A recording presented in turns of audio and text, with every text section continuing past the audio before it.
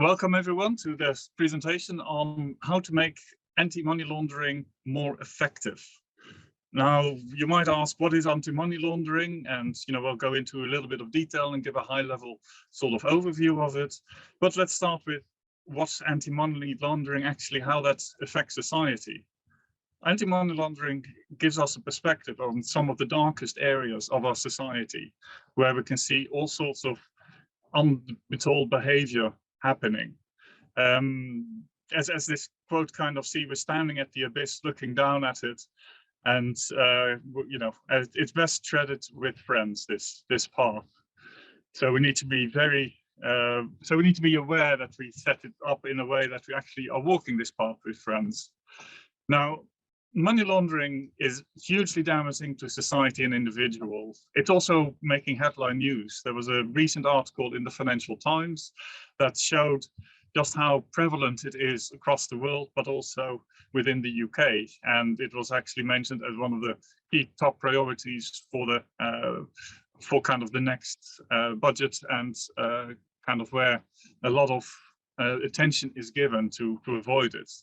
Now, the reason why it got so much attention is because whenever there's something bad happening, these things happen because there's money involved in it, and when there's money involved, it needs to be laundered. It needs to be used again. And when it's used, it tends to be used for all sorts of different things, including wars, terrorism, and kind of the most horrible things that we see in today's society.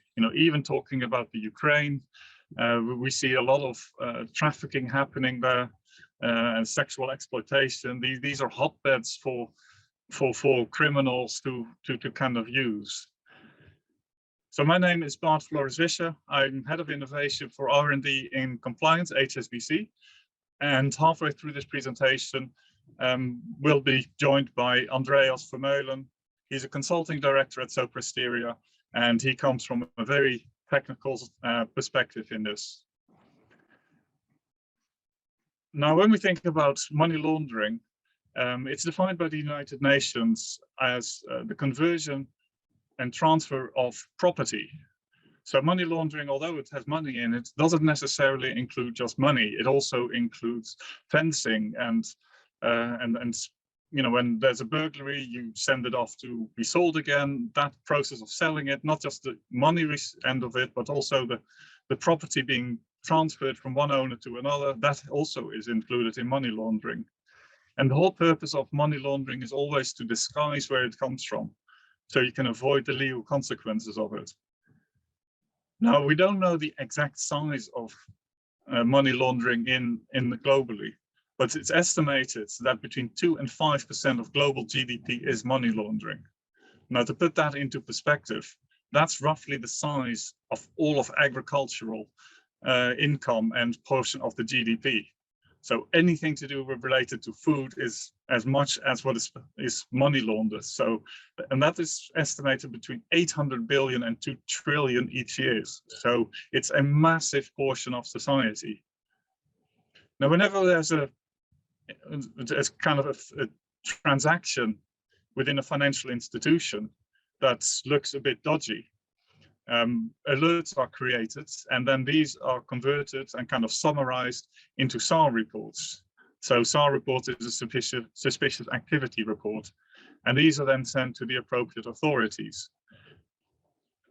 Now, to give an idea of the scale of the number of SARs we're finding, we looked at the UK, and in the UK, there are over 573,000 SARs being processed by the UK Financial Intelligence Unit in just 2020. Now, that's actually a 20% increase over the previous years.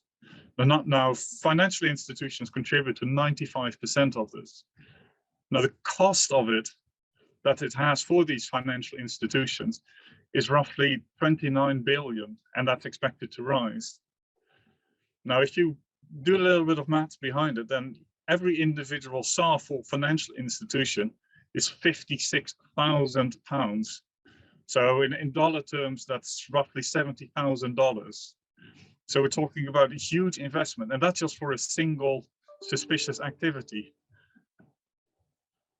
Now, the effectiveness of it of all this money that's being spent, these 29 billion, is that it has roughly stopped 171 million pounds of money laundering. So roughly for every pound that is invested, 0.6 of a penny is stopped. At the same time, that 171 million represents only 0.4% of global money laundering or expected money laundering in the UK. So as a money laundering, you basically have a 99.5% chance of going successful through all these money laundering checks. So it's a state that can be much improved upon. But why aren't we doing that? What is happening? Why can't we do any better than what we're doing now? So when we look at why it is so ineffective, then the first thing we have to think about is the size of it. Now, out of all the transactions that are happening within a bank, which are billions of transactions, or within the sort of financial market, in that case, we can go to even trillions of transactions, we were getting roughly millions or in the tens of millions of alerts out of things that could potentially be suspicious. Now, internally, these are all then investigated and converted into the SARs. Now, out of the tens of millions, we're ending up with in the hundreds of thousands of these SAR reports. And as I already mentioned, these SARs are expensive, 56,000 pounds to create. So there's a huge investment happening. And the actual final result is that out of these 100,000 of reports that we send to the financial crime division, we maybe get in a few thousands of prosecutions. So we're going from billions to thousands. So that's really looking for a needle in a haystack in a field of haystacks. So what makes it so challenging? Now, the first thing is whenever we try to build a model using these billions of transactions, we have some kind of a target that we're trying to learn on. Now, these targets themselves are unfortunately are only proxies for the money laundering. As most players in the market, we don't get access to the prosecutions that are actually happening underneath it, because all of that is confidential information and protected on the personal data laws. So out of these SARs that we have, the SARs that we're detecting are essentially created through an idea that someone already has. And that's what those are the best proxies we have for money laundering. But because of that, there's a huge bias that we're only detecting what we in the past have already detected or what we think is potentially suspicious. So we're dealing with targets that are hugely biased because of the lack of these hundreds of the millions of SARs of the billion transactions. We're dealing with highly sparse data, which causes a very unbalanced problems. And the proxies we have, the feedback we have are only proxies. So we've got very little accurate feedback data to work with. Another aspect of fighting really this war against financial crime, against money laundering, is there's a cold war of ideas happening. As we come up with new ways of detecting money launderers come up with new and better ways to disguise it. And it takes sometimes years for us to find these new ways, or we may not even find them because we have no idea that they're even happening. So there's a race going on with evolving of ideas to detect it versus ideas to kind of hide them. At the same time, every bank only gets to see, or every financial institution only sees a small part of the overall picture. We see the data that we have. We see the customers that are part of that financial institution, and those are not shared between institutions simply because of things like GDPR, which prohibit or safe haven.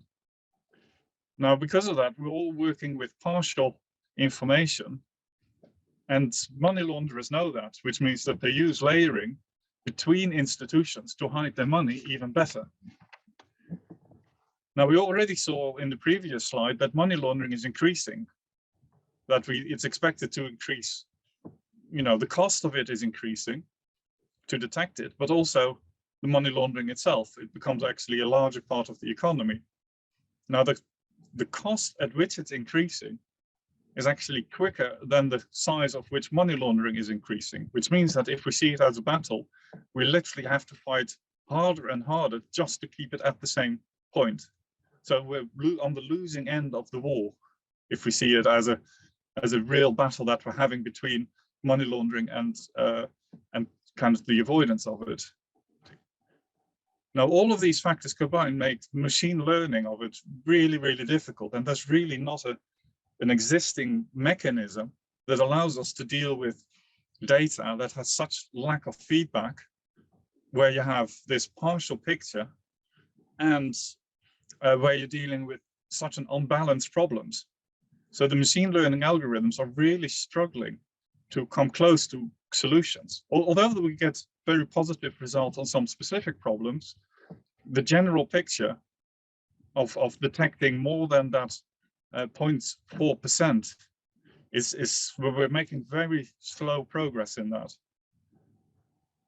Now, on top of that, there's an environment in which we work, and the environment is that money laundering for many financial institutions is actually highly profitable.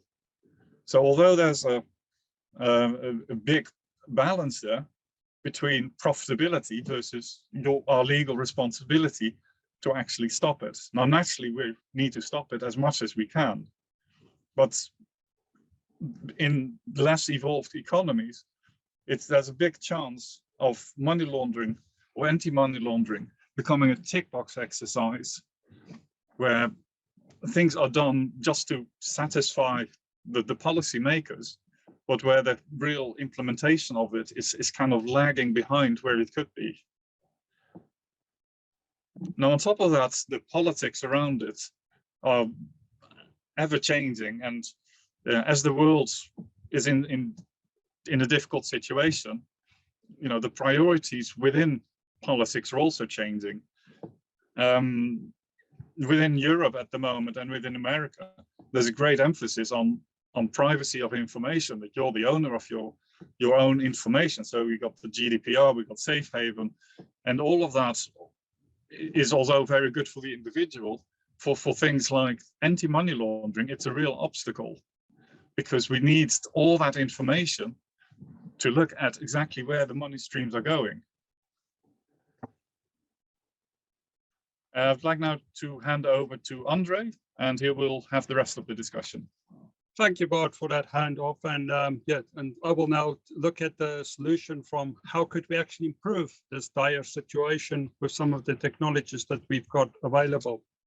Right. So in our technical arsenal, we have got the following that we can actually look at.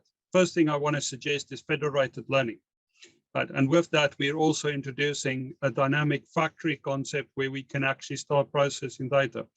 The advantage that the federated learning gives us is the ability that we can actually learn without actually having to share all this sensitive information. Okay. We can actually create a situation where we can actually learn from each other without actually having to cross any of these safe havens. The reason we can basically do that is because we've got a capability with the federated learning to actually introduce things like distributed ledgers that enables to actually share the machine learning learnings between the machine learning during training. And then once we've actually got a model, we can distribute that model back out to the different institutes. This is giving us the ability to actually then get a cooperation between all of our institutes in a much more seamless situation.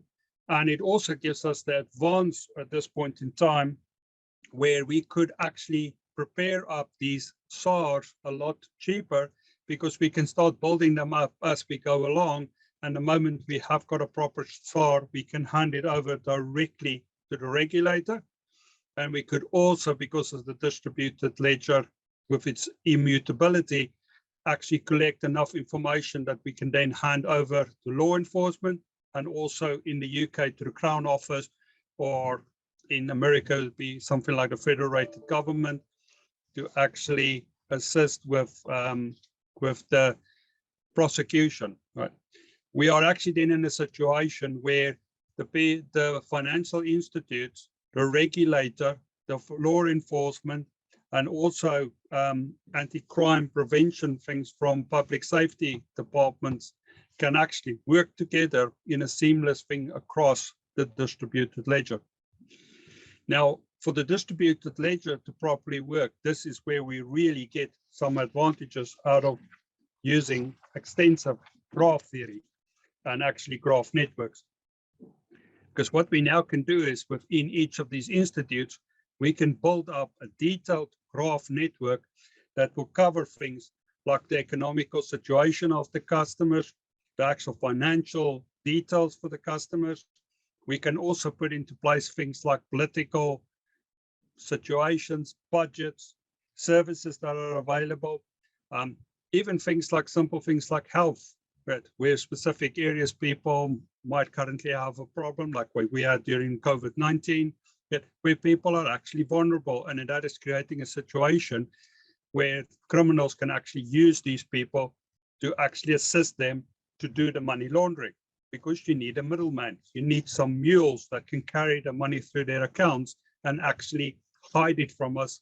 But by us then actually removing that factor out of the thing, we can actually stop the process rather than just monitor it. Yeah. Now, for us to do that, we can actually build these individual graphs at every institute, which would cover policing, regulator, and all the financial institutes. And then we basically got a lens that we can create between that graph and a common unified graph that's part of our common ontology. This enables us to keep internally to every one of the institutes what they need for their institute to operate, and we can then share between the institutes a common language or a common protocol that will enable us to speed up the process. But this will actually give us quite a bit of improvement and actually would cut down the cost that we are actually doing. Now, the moment we can actually achieve this with having this distributed graphs that has got extensive expansion in them with the things we can do, we are then in a situation that every one of these institutes can actually support their specific area of responsibilities and also support each other to actually achieve a common goal. This would actually open it up to a lot more institutes than what we currently can do, including things like we can use research institutes to assist us with building models and actually can deploy our greatest minds against this problem. But the other thing we've got is because of the privacy zones, we could still adhere to the advantage of actually complying to GDPR or to safe havens to actually achieve what we have to achieve under the law right now. So I'll now move on to the next one we've got. Is the whole thing is, so where do we go next? So our big thing that we can go next with is we need to pre-arrange some data agreements, set up the judicial requests that we require, right, and actually settle that down inside the distributed ledgers as contracts so that we can just execute on them and not have to keep on writing up reports. But whenever an incident has happened, we could actually build up the reports as it's happening across the distributed ledger. The second thing we've then have got is we need to make sure that this privacy distributed networks stay private, that we adhere to all the policies and the political pressure there is to actually protect the individuals that are not taking part in this, and actually expose the individuals that are taking part in this under the law. The other thing we need to also create is we need to create information sharing agreements between the different institutes and actually make sure that upfront we are all geared up so that we can actually act as a single unit. Once we've achieved this, the next step then is just a technical situation where we need to create a hyperscale federated learning network that is sharing information between graph networks and actually enabling us to create a virtual graph network that stretches across all of this and then we can actually react to this.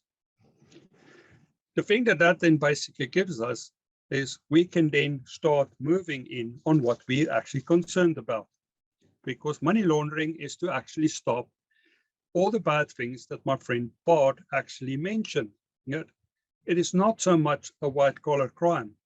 This is horrible stuff that happens, and we can use technology to actually fix it. So we then got our whole concern area, which we combined can work on. We have got an area of influence where we can actually work with institutes that are vetted by each other, so that we make sure that we are not taking in a foreign body that's actually working against us, that we are actually taking in friends, people that can assist. But it also gives us the situation where we have got control. We can actually look after our own institutes where we are and make sure that we comply to the law and that we can actually move on what we need to do. Yeah. So the next step we basically got is we wanted to open up the floor for some questions, right? Because this is a bit of a yin and yang situation. On the one side, we got lots of ideas on how to fix it. On the other side, we've got the art of the possible, where we can do things. And we can actually advantage on this by actually doing some serious graph networks and some knowledge sharing. We want to then basically say that we can walk into this darkness of this abyss, but we are planning to bring some light to people. And we just want to thank everybody for actually listening to us. Thank you. And that's us done.